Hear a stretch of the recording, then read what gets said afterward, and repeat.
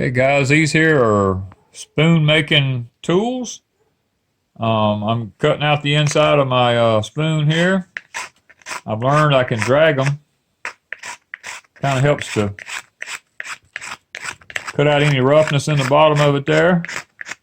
You kind of got to work with the grain. You see the little chips in there you end up with.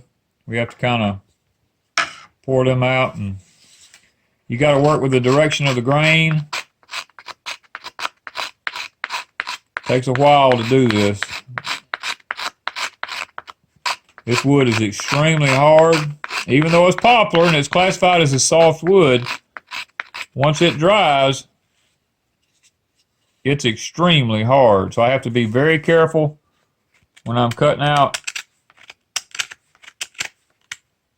around the edges of these bowls here. I have spoons. I have to kind of like be very, very careful I don't break the front out of it. And then once I get that done, I'll come back and I'll sand it.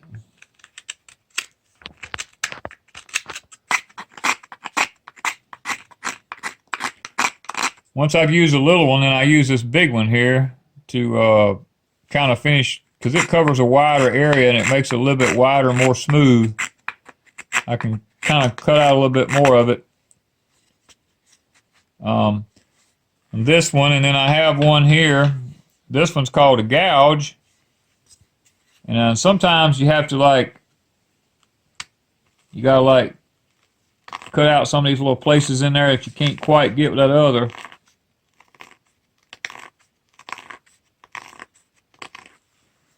Makes it where it's a lot smoother in there to work with. And that's called a gouge. Now these came from Wallace Knife Works. Mr. Ricky made these. If y'all are ever interested in a good high quality tool made to do things like this with, you could contact Mr. Ricky over at Wallace Knife Works. He does a fantastic job with making these. They all look really nice. Got beautiful handles on them, very comfortable. They fit your hands just right. Ricky done a fantastic job with these.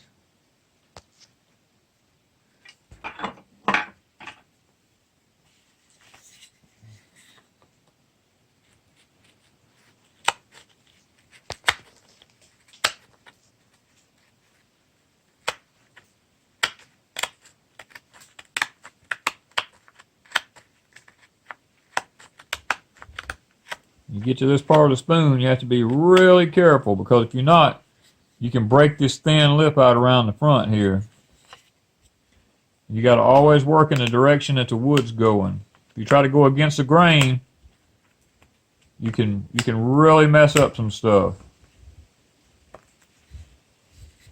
You got to pay attention when you're doing it. Especially down toward the end.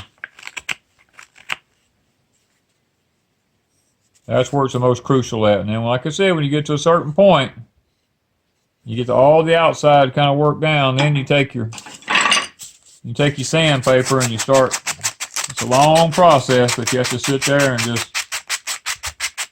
have to just sand it. That's what makes so much time goes into one of these spoons.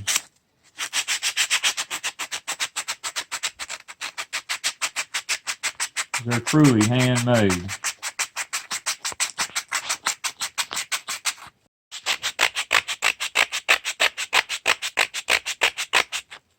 Alright guys, this is a small portion about what goes into making these spoons.